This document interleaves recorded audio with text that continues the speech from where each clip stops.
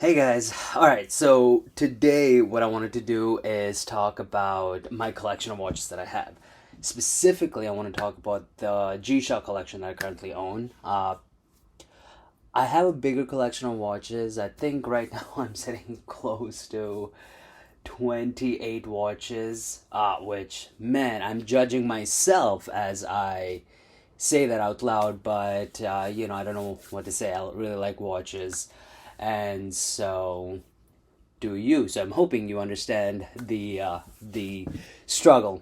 But anyway, I recently was kind of looking at all my collection, and I realized I have a pretty substantial G-Shock specific collection, and I go through these phases of my watch wearing where there's a period of time where I just want to wear my rugged G-Shock collection. And so right now I'm in the middle of that phase, and so I decided to lay out all my G-Shocks, and turns out I have enough G-Shocks to have a watch box just dedicated to that. And then I want to just, after sharing my collection with you, I also wanted to just talk about what couple more I want to add to the collection at some point, and then kind of go from there. I've never done a state of the collection video. This is my first, and so we'll see how it goes. Alright, so to get started, I'll start with what's on wrist today. Today I've got my latest pickup for the G-Shock, which is the G-Shock 2100 RRB. It's from their iconic red collection, and they have four watches from this collection. They've got this, the 2100, they've got the 5600, 6900, and the GA110. Beautiful watches. It's got that red black accents, and I figured if I'm gonna have my first 2100 watch, I want it to be in one of my favorite color schemes, which is the red and the black. So I've had this for a couple of days. It's pretty great. And the only knock on this, it's a pretty big knock, but it is the only one that I have right now, is that it's got a negative display, and sometimes that's very difficult to read. So I'm hoping to rectify that by getting a 2100 GAB 2100. So it's got the Bluetooth tough solar. But that, when I add that to the collection, that'll be in an updated state of the collection next time. All right, so let's start with the first G-Shock that I purchased once I got into watch collecting, and I was getting into understanding what G-Shock's places in a collection. And so I got the GA 7900. I love this watch. I wore this a couple of times, actually more than a couple of times after I got it, and it really stood out on your wrist because it's pretty bright red, and I really like that this is very readable no matter where you're at, and it has a wonderful green light. You won't be able to see it too clearly right now, but there it is. I almost sold this. I actually put this on Facebook Marketplace for a week, and nobody responded to purchasing this. And so after that, I was like, you know what? If nobody wants it, I'm going to continue to enjoy it. And so this still remains in my collection. After this, I decided to jump to what I always have thought was the ultimate digital rugged watch. That is the GWM 9400. This is the G-Shock of G-Shocks. A lot of the features in this watch I do not use. I don't go hiking regularly. I got this because I love how chunky, how big, and how much wrist presence this has when you decide to wear it. It is my favorite G-Shock. This one doesn't get a lot of wrist time, but if I had to get rid of all my G-Shocks and keep just one, this would be it. This is my favorite G-Shock of all time. The only thing I wish that I had is if I could get this in different color schemes. I know that there's a polar white one that was once released. Gosh, that was gorgeous. That thing goes for like $400 or $500 on eBay right now, which seems silly. And again, if the 9400 came out in this color scheme with this red and black accents with a positive display, forget about it. That's going to be on my card, add to bag, pay now, and it's going to come home with me, because that for me would be the perfect watch, period, just amongst G-Shocks or other stuff. So there you go, GW 9400. All right, after I purchased those two watches, I remember going into the G-Shock YouTube algorithm. One of the watches that kept popping up was the square with the MIP screen or display. That's the GBD 200, and again, continue the theme of my favorite color, in red. Here's something embarrassing. I bought this and it worked like 2 times. That's it. I don't know why. I think I just kind of got caught up in the hype and I ended up picking it up because of that. But now, when I was looking through some videos, again, this one kept popping up, and I used to be very anti-Bluetooth in my watches, and so again, this one I really don't have a significant story behind this. Like I was opposed to Bluetooth, and I still got this because I fell victim to the YouTube influencer thing about this. Now look, the display is pretty good, and I'll probably wear this a couple of times if I ever decide to go back to the gym on a regular basis. This probably will be a good one to be on wrist. But for now, I just like having this in my collection to say that I do have an MIP display watch. Who's to say if this is going to get any wrist time or not? I will say I do like how wide of a array of holes are there for your strap, so you can find a perfect fit. But yeah, this one's probably the saddest story, because it's a non-story. It's me falling victim to the YouTube thing, and you know what? It's all right. Do I regret buying this? Absolutely not, because it's a beautiful color, beautiful accent, great screen.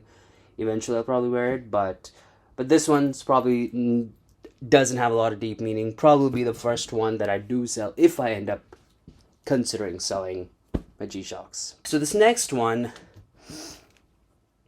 is, I believe, that the term used to describe this is God tier, because this is the 5610 G-Shock Square.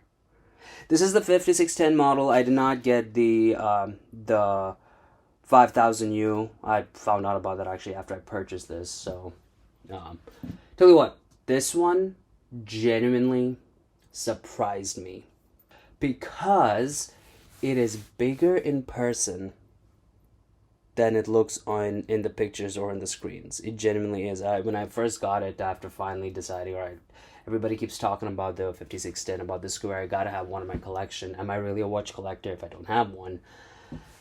And so I pulled the trigger and I got it, and this was on wrist for months when I got it, because it was, look, if the 9400 is the perfect watch for me, I would argue the 5610, the square, is just the perfect watch for the normal person, because this one has everything you need: timer, light, stopwatch.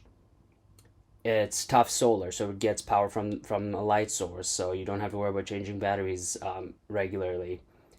And it's multi-band 6, so it's pretty accurate if you're living close to any of the radio towers that can collect or that can catch the time.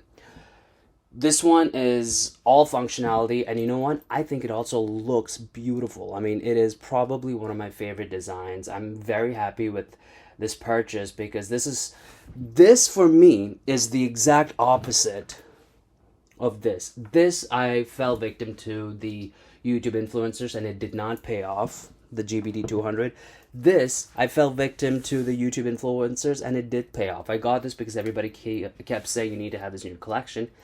And they are right. You do need to have this in the collection, because this is a trusty, reliable timepiece. And, you know, where you can just put this in your wrist, go about your day, no matter what you're doing. And at the end of the day, it's just as good. as the first day that you got it. So yeah, 5610, probably one of my favorites. I still think the 9400 takes precedence over this if I had to choose between the two, but this would be, I would say that this for me would be in my top 5 best watches of all time. It's a great timepiece, and if this ever got released in white, that polar white positive display, I would have to hurt my wallet and get one for me. And I would also love this in this red color. Okay, I'm obsessed with red. I really like red.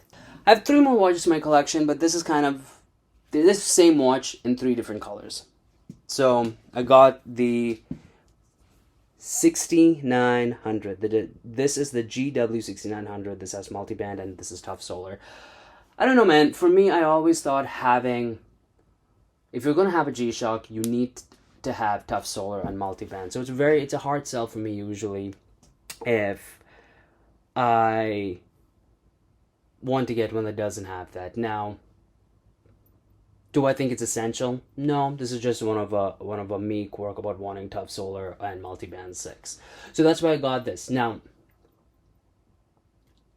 yes, I got this because this is another one that I feel like is an essential when you talk about G-Shocks or 6900. I first actually heard about this watch when I saw the collaboration between Ed Sheeran and Hodenki. I like Ed Sheeran as a musician, and I figured if he was putting his name to this watch, I would get it. And when I saw that they had the multiband 6 tough solar one, I had to get it. And I love this.